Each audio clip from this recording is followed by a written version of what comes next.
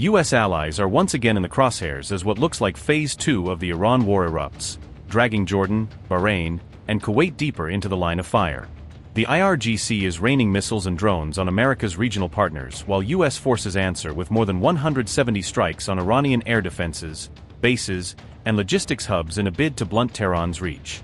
From bridges to bases, Trump appears determined to deliver on his promise to hit Iran hard, expanding the target set from frontline launch sites to strategic infrastructure deep inside the country.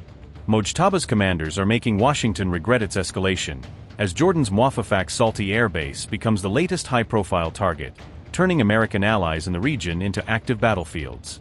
U.S. and Iran traded fresh strikes on July 9th, with the conflict continuing to escalate for a third straight day as both sides answered each other's attacks with new barrages. Iran launched missiles toward U.S. allies Jordan, Bahrain, and Kuwait after American bombardments, widening the battlefield and directly threatening Washington's regional partners. Jordan said it intercepted 8 Iranian ballistic missiles that entered its airspace, showcasing its air defense systems and underlining how close the kingdom came to suffering direct hits. Air raid sirens sounded across Jordan for the first time in months during the attack, sending residents into shelters and reminding the public how quickly regional tensions can spill over their borders. According to Iranian media, the missiles targeted U.S. bases in Kuwait and Jordan's Muwaffaq Salti air base, signaling Tehran's intent to hit American forces wherever they are stationed in the neighborhood.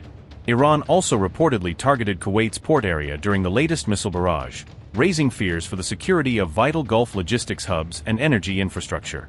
Claims emerged of an Iranian attack on a U.S. warship in the Gulf, but these reports remain unconfirmed, adding a layer of uncertainty and potential alarm over maritime escalation.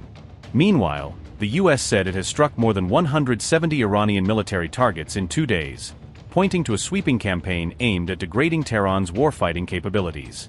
Washington stated that air defense systems, missile sites, drone depots, and naval assets were hit, indicating a focus on dismantling Iran's ability to launch further strikes by air and sea. For the first time since April, U.S. forces also targeted Iran's strategic bridges, suggesting a move to disrupt internal movement and logistics inside the country. Iran said a key rail link used for trade with Russia and China was hit by cruise missiles, highlighting the economic and geopolitical cost of the strikes beyond purely military damage. Those strikes halted rail traffic to Mashhad, the city where Khamenei's funeral ceremonies are taking place, intertwining the military campaign with a highly symbolic moment of national mourning.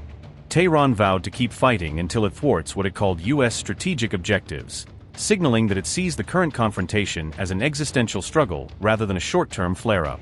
Israel said it does not expect the latest U.S.-Iran escalation to spill into its territory, according to reports, suggesting that for now, Jerusalem believes the exchanges will remain contained to other fronts. Trump ditched the new Air Force One mid-journey amid a security scare, opting to leave Turkey on the older presidential jet instead of the recently retrofitted Qatari-gifted aircraft. Donald Trump said he remains Iran's #1 target, while speaking to reporters aboard Air Force One during his return flight from the NATO summit. The remarks came after reporters were instructed to close the aircraft's window blinds, prompting questions about whether additional security precautions were being taken. When asked about the unusual request, Trump replied they were on a dangerous flight because of what he described as continuing threats from Iran. They wanted to see, so they came a little bit early and we switched planes. So you're saying there wasn't a security concern? No. Why would there they? any other issue? No issue? No, except we sent it a little early. Same line, going back. We sent it a little bit early so that we could let them see it. The whole base came out and saw the plane, and then we landed. Do you know why they had us close our window blinds? That was unusual. Well, yeah, because you're, probably on a dangerous flight because of the sleazebags that we have to deal with. So you think that Iran was possibly thinking of targeting? Well, I mean, if they asked you to close your windows, probably they feel that way. They didn't ask me to close mine, but if they did, I would have done it. These are sick people, so I could see something like that.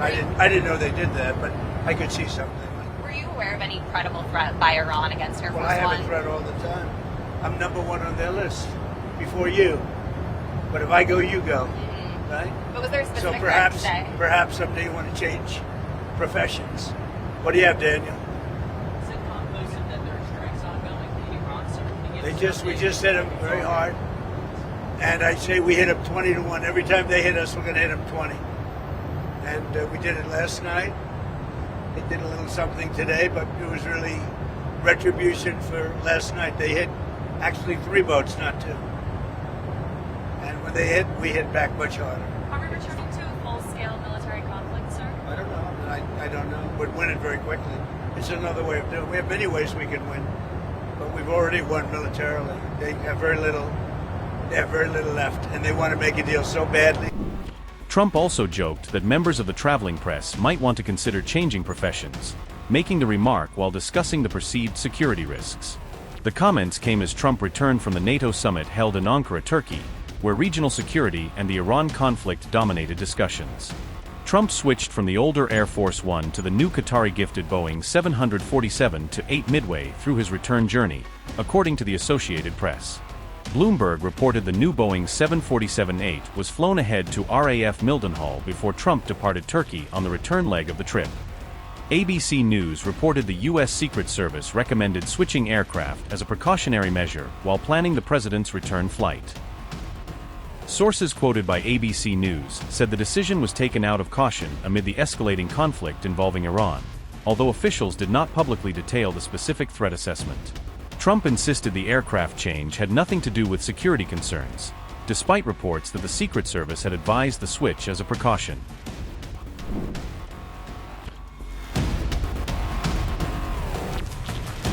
An Iranian official claimed Donald Trump was within Iran's reach during his visit to Turkey.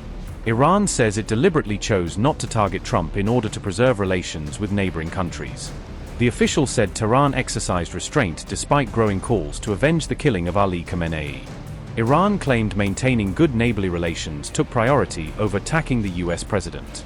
Ayatollah Zaghami said, and I quote, "Trump was within reach for retaliation over Khamenei, but in order to preserve friendship and good neighborly relations with neighbors, we did not target him." Unquote. The official also called for Turkey's ambassador to be summoned over Trump's actions. Iran accused Donald Trump of directing attacks on Iran while attending the NATO summit in Turkey. The remarks came as the ceasefire collapsed and the United States and Iran resumed exchanging military strikes. Earlier, an Iranian MP claimed Trump's presence at the NATO summit presented an opportunity to target him. An IRGC-linked channel claimed that Iran launched a large-scale missile attack targeting multiple U.S. military bases across the Middle East. The channel said several American military facilities were struck, though it did not disclose the exact locations of the targets. Kuwait's military confirmed that its air defense systems were actively intercepting hostile missiles and drones over the country. The Kuwaiti army said, and I quote, "The Kuwaiti air defenses are currently confronting hostile missile and drone attacks." The General Staff of the Army notes that if explosion sounds are heard, they are the result of air defense systems intercepting the hostile attacks. Everyone is kindly requested to adhere to the security and safety instructions issued by the competent authorities. Unquote. Kuwait said the explosions heard across the country were caused by its air defense systems intercepting incoming threats.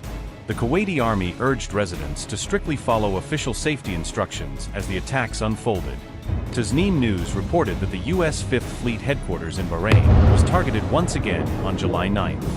Local sources quoted by Tasneem also reported fresh explosions in Bahrain following Iran's latest attacks. The latest wave of strikes marks a significant escalation in the rapidly worsening military confrontation between the United States and Iran. The Persian Gulf has now emerged as the latest flashpoint in the expanding regional conflict. Iran's retaliation has intensified fears that the conflict could spread further and draw multiple Gulf states into a broader regional war.